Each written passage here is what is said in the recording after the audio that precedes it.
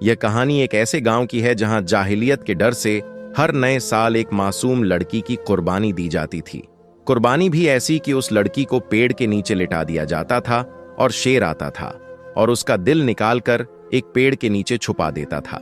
लेकिन उस वक्त क्या हुआ, जब शेर ने एक हाफिज कुरान लड़की का दिल निकाला तो जमीन हिल गई, आसमान कांपने लगा।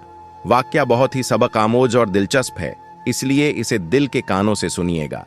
यह कहानी एक ऐसे गांव की है जो एक घने, खामोश और रहस्यमय जंगल के किनारे बसा हुआ था।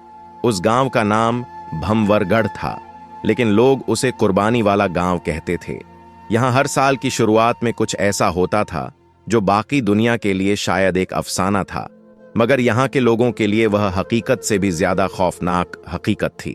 नए साल में जब आसमान स्याही में डूबा होता, सितारे गायब और हवाएं खामोश होती, गांव के बीचों बीच एक बुजुर्ग बांसुरी बजाकर ऐलान करता, वक्त हो चुका है, पेड़ भूखा है, पेड़ के करीब शेर गुर्राने लगा है, वह एक लड़की की कुर्बानी मांग रहा है, जल्दी करो, लड़की को तैयार करो। लोग कांपते हुए दरवाजे बंद कर देते, चिराग बुझा देते और फिर एक बेटी चुपचाप जंगल के हवाले कर दी जाती। कहा जाता था कि अगर एक नौजवान लड़की की कुर्बानी न दी जाए तो जंगल से एक शेर निकलेगा जो गांव में घुसकर सब कुछ चीर फाड़ डालेगा, और गांव वाले उस शेर को पेड़ का निगाहबान कहते थे। वह शेर सिर्फ लड़की को मारता नहीं था, बल्कि उसका दिल निकालकर जंगल के बीचों बीच मौजूद काले पेड़ के नीचे रख देता था, और वह पेड़, उसमें कोई चमकता हुआ साया, उस दिल को चूस लेता था। यह रिवाज 100 सालों से चला आ रहा था और किसी में हिम्मत नहीं थी कि कोई सवाल करे। इस साल जिस लड़की का नाम निकला वह थी हफ्सा। हफ्सा सिर्फ 17 साल की थी, मगर हाफिजा ए कुरान थी। नरम मिजाज, पर्देदार, मुख्तसीर और नेक सीरत। उसकी मां एक विधवा थी और हफ्सा ही उसका सहारा थी। बदकिस्मती से गांव के एक बुजुर्ग ने जब बांसुरी बजाई और इस साल का नाम ऐलान किया, पूरे गांव में सन्नाटा छा गया।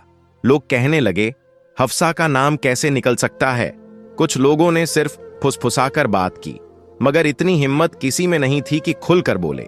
गांव के सरदार कमाल दीन ने कहा, पेड़ खुद चुनता है, हम तो सिर्फ झरिया बनते हैं, अगर रोकेंगे तो शेर आएगा और फिर कुछ न बचेगा। हफ्सा की मां रोती रही, गिड़गिड़ाती रही, मेरी बेटी कुरान सुनाती है, उसे कैसे दे सकते हो। मगर किसी ने नहीं सुना। गांव वालों ने हफ्सा की मां को जवाब दिया, हमारी बेटियां भी तो एक एक करके कुर्बान हुई हैं, तेरी बेटी को कौन सा फूल लगे हैं जो तू इस तरह रो रही है, ये हमारे गांव का सवाल है। गांव के मर्द खामोश थे और औरतें कांपती नजरों से दीवारों से लगी रहीं। हफ्सा खामोश थी। उसने अपनी मां का चेहरा देखा, कुरान का एक वर्क चूमा और सिर्फ इतना कहा, अगर मेरी कुर्बानी से सब बचते हैं तो शायद यही मेरा नसीब है। लेकिन रात हफ्सा ने एक ख्वाब देखा। क्या देखती है कि जंगल में एक शेर है और उसका दिल निकाल रहा है। शेर की आंखों में खून उतर आया है, उसकी आंखें लाल थीं, मगर जब वह झपटने को आया तो एक बुजुर्ग सामने आ गए। सफेद दाढ़ी, हाथ में चमकती तस्बीह और आंखों में रोशनी। उन्होंने कहा, यह अल्लाह की बंदी है, तुम इसे हाथ नहीं लगा सकते। उसी वक्त शेर रुक गया, झुक गया और पेड़ की तरफ देखने लगा। हफ्सा की आंख खुल गई, माथे पर पसीना और लबों पर आयतुल कुर्सी थी। दिन जैसे तैसे गुजरा और अब रात हो चुकी थी। अब हफ्सा की कुर्बानी के लिए गांव में तैयारियां शुरू हो चुकी थीं। यह कोई आम पेड़ नहीं था, यह खून पीने वाला पेड़ था। इसके साए में शैतान सांस लेता था। यहीं हफ्सा की कुर्बानी होने वाली थी। हफ्सा घर के बाहर एक कोने में बैठी डरी हुई थी और झाड़ झाड़ रो रही थी। इतने में धूल उड़ाती हुई एक पुरानी लकड़ी की छड़ी थामे, सफेद कपड़ों में लिपटे बाबा आरिफ दामदार हुए। चेहरे पर नूर, माथे पर सजदों का निशान और आंखों में ऐसा सुकून जो किसी तूफान को भी थमा दे। बाबा आरिफ ने जब हफ्सा को रोते देखा तो उसके पास पहुंचे। लड़की ने चौंक कर उनकी तरफ देखा, जैसे किसी ख्वाब का दरवाजा खुल गया हो। आप वही बुजुर्ग हैं ना जो मुझे ख्वाब में नजर आते थे? बाबा आरिफ ने शफकत से मुस्कुराकर कहा, हाँ बेटी, अल्लाह ने मुझे तुम तक पहुंचाया है। क्यों रो रही हो? लड़की हिचकियां लेकर रोने लगी। बाबा, आज मेरी कुर्बानी है, मुझे उस शेर के पास ले जाया जाएगा। कहते हैं अगर मैं न गई तो गांव बर्बाद हो जाएगा। बाबा आरिफ का चेहरा सख्त हो गया। उन्होंने लड़की के आंसू अपने रुमाल से पोंछे और कहा, आज न तुम मरोगी न तुम्हारा ईमान बिकेगा। बाबा आरिफ को देखकर पूरा गांव मैदान में जमा हो चुका था और बीच में वो लड़की झार झार रो रही थी। उसका जिस्म कांप रहा था और आंखों से टपकती सिसकियां सन्नाटे में गूंज रही थीं। बाबा आरिफ ने सब गांव वालों को ऊंची आवाज में कहा, ऐ लोगो, रुक जाओ, ये जुल्म मत करो, अल्लाह के नाम पर रुक जाओ। गांव के सरदार ने दांत पीसते हुए कहा, तू कौन है हमें रोकने वाला? क्या यह तेरी अपनी बेटी है जो तुझे इतनी तकलीफ हो रही है? बाबा आरिफ ने गहरी सांस ली। हां, यह मेरी बेटी जैसी है, हर वो बेटी जो बेगुनाह हो मेरी बेटी है, लेकिन तुम लोग अंधों की तरह शिर्क की दलदल में डूब चुके हो। शेर तुम्हारी आजमाइश है, माबूद नहीं। तुम अल्लाह को छोड़कर एक जानवर से डर रहे हो। एक और शख्स चीख पड़ा, अगर यह रस्म न होती तो शेर हमें चीर डालता। पिछले साल भी नाम न दिया गया था तो 2 मर्द हलाक हो गए थे। बाबा आरिफ ने आसमान की तरफ हाथ उठाए, अल्लाह के बंदों, ये सब तुम्हारा वहम है या किसी शैतान का जाल? अल्लाह की मखलूक तुम्हें मार सकती है, हम अपनी जानें जोखिम में नहीं डाल सकते। बाबा आरिफ ने अपना असा जमीन पर मारा, आंखें बंद कीं और कहा, अगर किसी को जान देनी है तो मेरी ले लो, मगर इस नेक हाफिज कुरान बेटी का खून मत बहाओ। अब फिजा में सनसनी फैल गई। कुछ औरतें चीखने लगीं, कुछ मर्द पीछे हटने लगे, मगर सरदार और उसके साथी भड़क उठे। एक ने बाबा आरिफ को धक्का दिया, दूसरा चिल्ला पड़ा, ये हमें हमारी रस्म से रोक रहा है, ये शैतान है, इसे गांव से बाहर निकालो, इसकी बातों में मत आओ। असल में यह वही गांव का हकीम था जो ज्यादा ही उभर रहा था। लोगों ने बाबा आरिफ को घसीटना शुरू कर दिया। वह गिरते संभलते रहे, मगर जुबान से कलमा नहीं हटा, ला इलाहा इल्लल्लाह मोहम्मदुर रसूलुल्लाह, ये शिर्क है, अल्लाह के नाम पर जुल्म बंद करो। और इसी सन्ना में वो लड़की दौड़ती हुई आई और बाबा आरिफ के कदमों में लिपट गई। बाबा, मुझे मत छोड़िए, आप ही तो मेरे ख्वाब का सच थे, मुझे बचा लीजिए। बाबा आरिफ ने उसे सीने से लगा लिया और आसमान की तरफ देखकर कहा, ऐ रब्बे करीम, अगर ये तेरी रजा है कि मैं इस बेटी को बचाने के लिए मारा जाऊं तो मेरी जान हाजिर है, मगर इस धरती पर एक और नाहक का खून न गिरे। इतने में एक जोरदार दहाड़ सुनाई दी। शेर की गूंजदार आवाज जंगल के कोने से आई। गांव वाले सहम गए, कुछ दौड़े, कुछ ठिठक गए। हैरत की बात यह थी कि जब गांव का एक बुजुर्ग, वही हकीम जो बांसुरी बजाकर लड़की को शेर के आगे फेंकने को तैयार करता था, उसकी अपनी बेटी का नाम कभी पर्ची में नहीं आया था। बस वो दूसरों की बेटियों की कुर्बानियां देता रहा था। रात के अंधेरे में गांव के कुछ मर्द बांसुरी वाले के कहने पर टिमटिमाते मशालों के साथ हफ्सा को बांसों से बांधकर एक चारपाई पर उठाए जंगल की तरफ ले जा रहे थे। उनके चेहरों पर न कोई शर्मिंदगी थी, न हमदर्दी, बस एक खौफ था, एक ऐसा डर जो नस्लों से उनके अंदर बैठा हुआ था। वो डर जो दरख्तों के दरमियान बसने वाले उस शेर से था जो हर नए साल के चांद के साथ एक कुर्बानी मांगता था। पीछे पीछे बाबा आरिफ भी थे, वही अल्लाह वाले जिन्हें गांव वालों ने मारने की धमकी देकर कहा था, अगर इतना ही दर्द है तुझे इस लड़की का तो जा उसके साथ जान दे दे, अब न हम रुकेंगे न वो शेर। बाबा आरिफ खामोश थे। उनके चेहरे पर न तो खौफ था न गुस्सा, बस आंखों में एक सवाल था, क्या वाकई उनका ईमान इतना कमजोर है कि शेर को रब का शरीक मान बैठे? जंगल में दाखिल होते ही फिजा में एक बोझिल खामोशी छा गई। दरख्तों की शाखें जैसे सरगोशी कर रही थीं और जमीन जैसे सांस रोककर इंतजार में थी। दरख्त के नीचे वही मनहूस मुकाम था जहां हर साल कुर्बानी दी जाती थी। एक जगह साफ की गई, वहां चारपाई रख दी गई। हफ्सा को रस्सियों से बांध दिया गया। उसकी चीखें जंगल के सन्नाटे में गूंज रही थीं। बाबा, मुझे बचा लो, मैंने कुछ नहीं किया, मैं तो हाफिज कुरान हूं, मैंने तो बस अल्लाह की बातें याद रखी हैं। बाबा आरिफ उसके पास आए, उसके आंसू पोंछे और बोले, बेटी, क्या तुमने मुझे पहले कभी देखा है? हफ्सा की आंखों में हैरत थी। आप वही बुजुर्ग हैं ना जिन्हें मैं ख्वाबों में देखती आई हूं, जो मुझे कहते थे सब्र करो, सच जरूर जीतेगा। बाबा आरिफ की आंखें भीग गईं। हां बेटी, मैं वही हूं, और आज वो लम्हा आ गया है जब सच झूठ से टकराएगा। अचानक पेड़ों के पीछे से एक धीमी गरज सुनाई दी, फिर जमीन कांप उठी, मशालों की रोशनी डगमगाने लगी, और फिर वो आया, वही शेर जिसकी आंखों में खून की प्यास थी, जैसे अंगारे दहक रहे हों। उसके कदमों से जमीन कांप रही थी। उसने हफ्सा को देखा, पास आया और झपट्टा मारने को तैयार हुआ। मगर उसी वक्त बाबा आरिफ ने अपनी आंखें बंद की और बुलंद आवाज में तिलावत शुरू कर दी। जैसे ही कुरान की आवाज गूंजी, शेर के कदम रुक गए। उसने सिर झटका जैसे तकलीफ में हो और फिर धीरे धीरे पीछे हट गया। फिर बाबा आरिफ के सामने बैठ गया, जैसे कोई फरमाबरदार अपने बादशाह के आगे बैठता है। बाबा आरिफ की आवाज और तेज होती गई। शेर, तू अल्लाह की मखलूकन है, फिर बेगुनाहों का खून क्यों करता है? ये लड़की हाफिजा एक कुरान है, इसका खून कैसे बहा सकता है? कौन है जो तुझे मजबूर करता है? किसके कहने पर तू हर साल दिल निकालता है? शेर का जिस्म कांपने लगा, उसकी आंखों में नमी थी। उसने गर्दन मोड़ी और आसमान की तरफ एक दहाड़ मारी। बाबा आरिफ आगे बढ़े। बताओ, इस जंगल के बादशाह, तेरे पीछे कौन है? तब शेर जमीन पर बैठ गया और अपनी अगली दोनों टांगे उस दरख्त के नीचे एक खास जगह पर मारी। जमीन फट गई। वहां से एक दरवाजा खुला। नीचे एक तहखाना था, अंधेरा, बदबूदार और खून से लथपथ एक कमरा। बाबा आरिफ झुके, उनकी आंखें हैरत से फैल गईं। वहां एक छोटा सा कमरा था जहां इंसानी अंगों के डिब्बे रखे थे। दिल, गुर्दे, जिगर सब जमे हुए हाल में रखे थे, और एक पुरानी किताब जिस पर लिखा था, कुर्बानी का खेल, नस्ल दर नस्ल तिजारत। बाबा आरिफ ने किताब खोली और पढ़ा। यह सब गांव का ही एक बुजुर्ग शुरू कर गया था जो काला जादू जानता था। उसने शेर को काबू किया और गांव वालों को मजबूर किया कि हर साल एक लड़की का दिल निकालकर दरख्त के नीचे चढ़ाया जाए ताकि गांव में अमन रहे। मगर असल में वो दिल और अंग बाहर बेच दिए जाते थे। यह सब कुर्बानी के नाम पर नस्लों से चलता आ रहा था।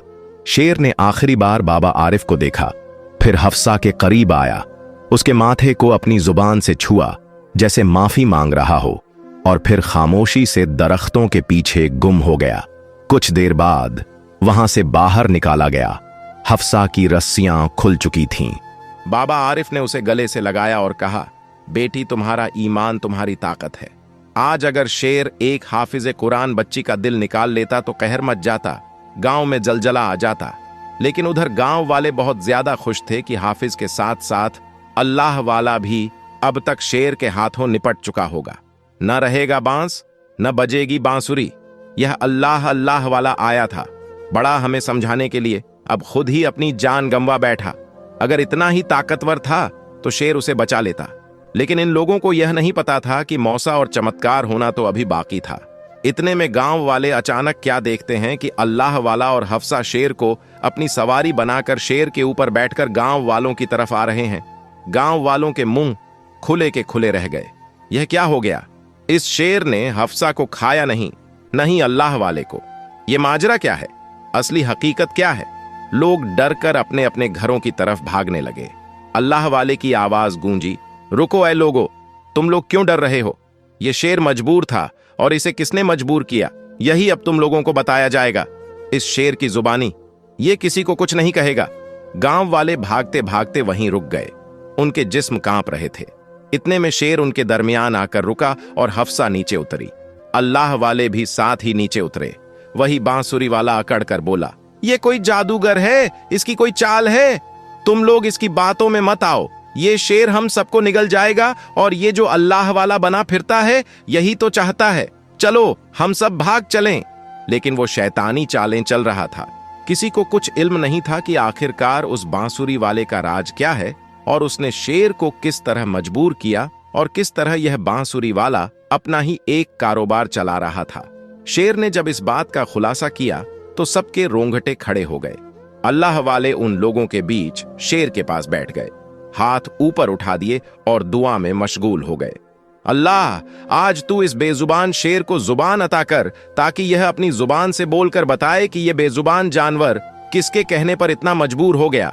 अल्लाह, आज तू इस शेर को जुबान दे ताकि इस गांव से शिर्क को खत्म किया जा सके, जैसा तूने वादा किया है कि हर गुनाह की माफी होगी लेकिन शिर्क की माफी नहीं। जब अल्लाह वाले दुआ मांग कर फारिग हुए तो इतने में शेर के मुंह में जुबान आ गई और वो बोलने लगा, सुनो गांव वालों, मैं जंगल का बादशाह हूं और नबी का कलमा पढ़ने वाला हूं, और अल्लाह के हुक्म के बगैर कभी किसी की जान नहीं ले सकता।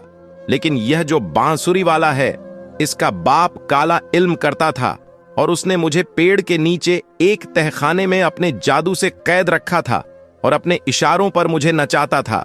मैं मजबूर था, और यह लड़कियों की कोई कुर्बानी पेड़ नहीं मांगता था, बल्कि इसका बाप लड़कियों के दिल बेचकर और उन पर तंत्र मंत्र पढ़कर जादू भी करता था, और इसका कारोबार चल निकला था।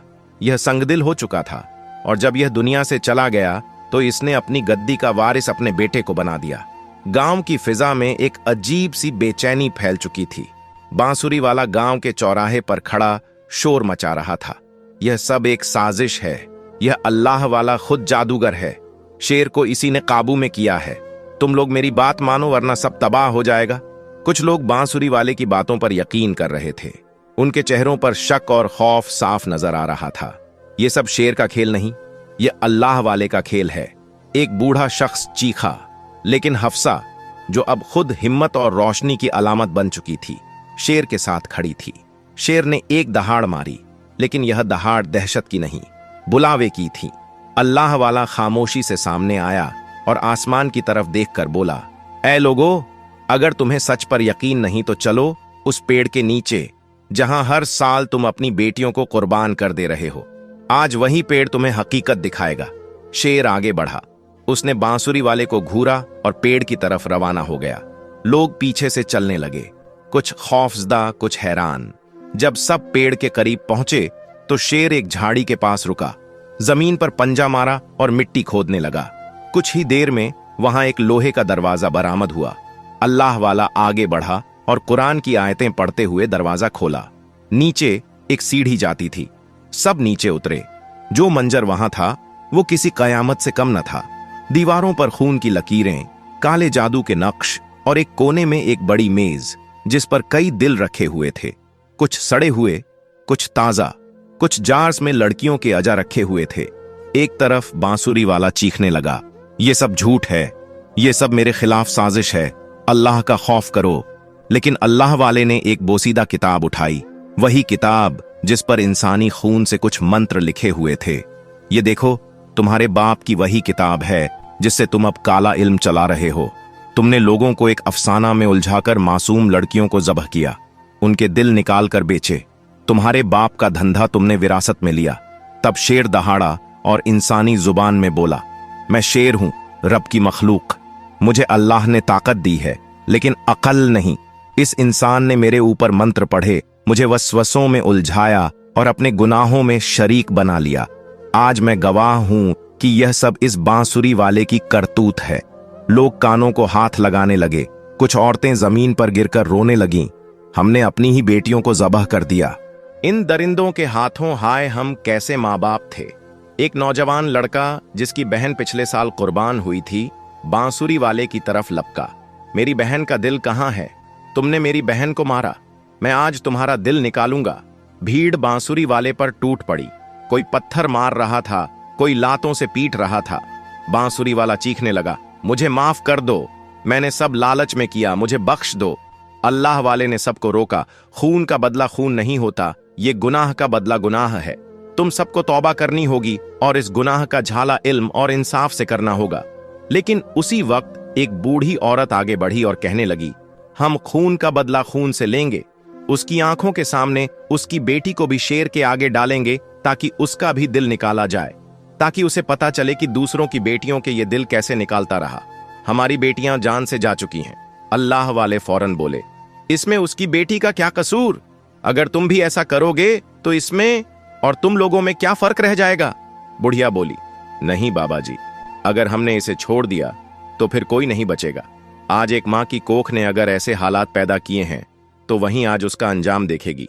इतने में शेर बोला, ऐ अल्लाह के बुजुर्ग, मैं भी यही चाहता हूं कि इसने जितनी जानें ली हैं, अगर आप चाहते हो कि मैं इस जंगल से चुपचाप चला जाऊं तो इस आदमी को मेरे हवाले किया जाए, बल्कि इसी तहखाने में इससे और मुझे बंद कर दिया जाए, फिर मैं जानूं।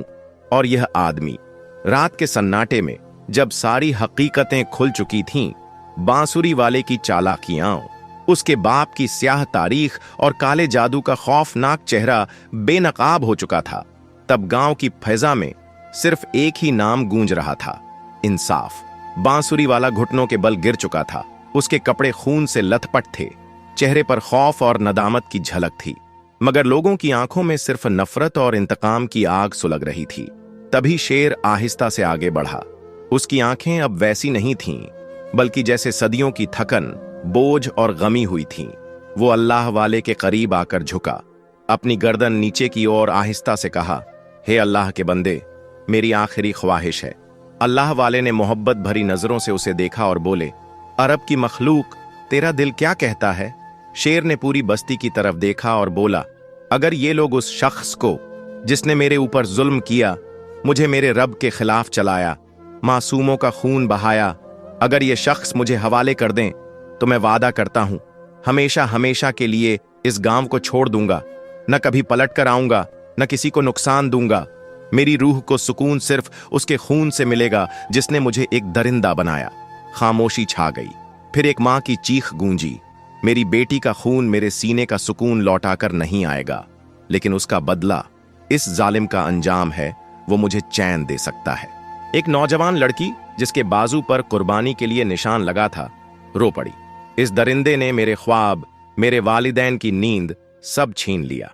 आज हमें इंसाफ चाहिए, और इंसाफ इसी शेर की जुबान से आया है।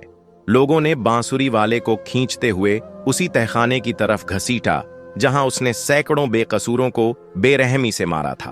अल्लाह वाला बार बार आवाज देता रहा, जुल्म का बदला जुल्म मत बनाओ, मगर अगर यह अदल है और इस जानवर के दिल में भी इंसाफ है तो जाने दो। शेर पीछे हटा, तहखाने का दरवाजा खुला।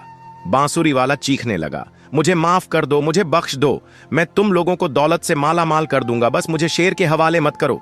लेकिन अब लोगों के दिलों में रहम बाकी न रहा था, वही रहम जो इसने खुद मार दिया था। बांसुरी वाला तहखाने में फेंक दिया गया। दरवाजा बंद हुआ।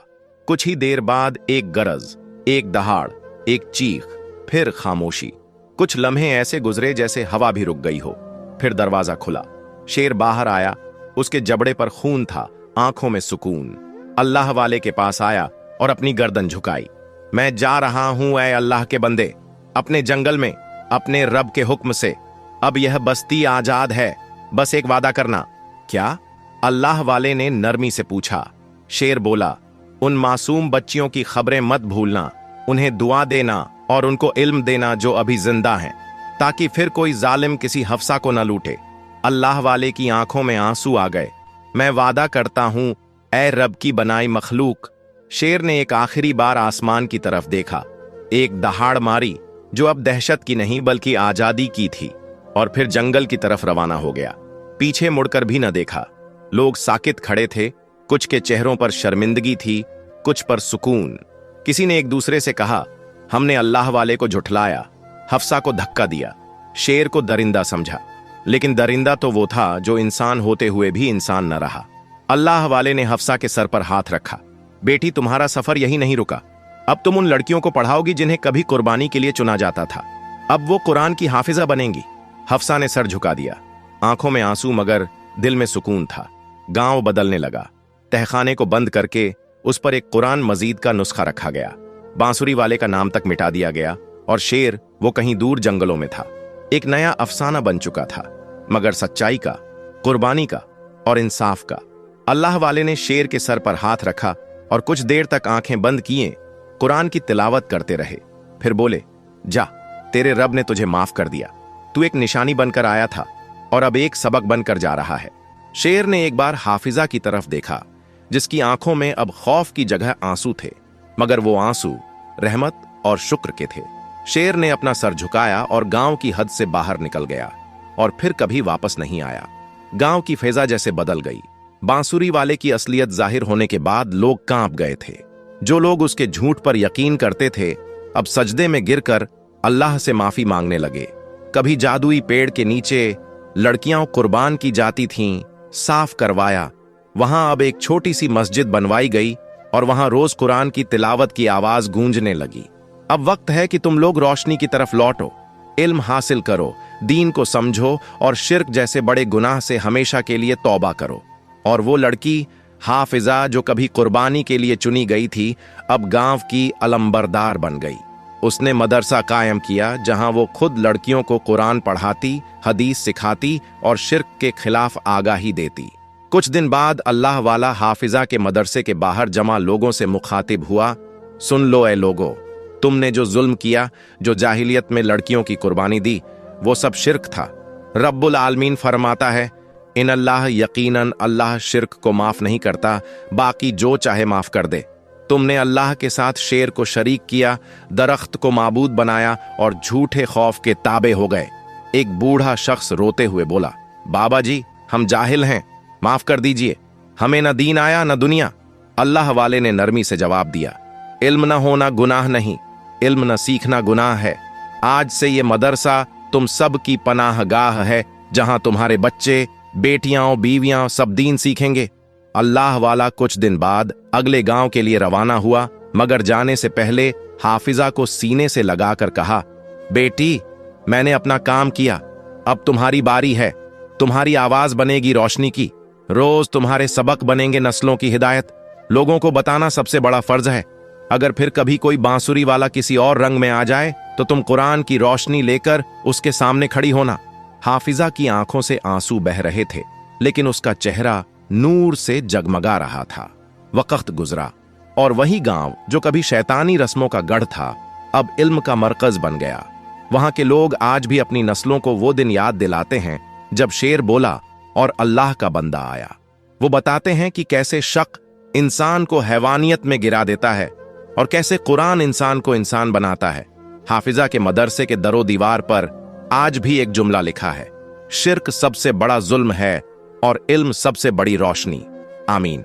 दोस्तों, आज का वाकया आपको अच्छा लगा तो इसे लाइक करें, दोस्तों को शेयर करें।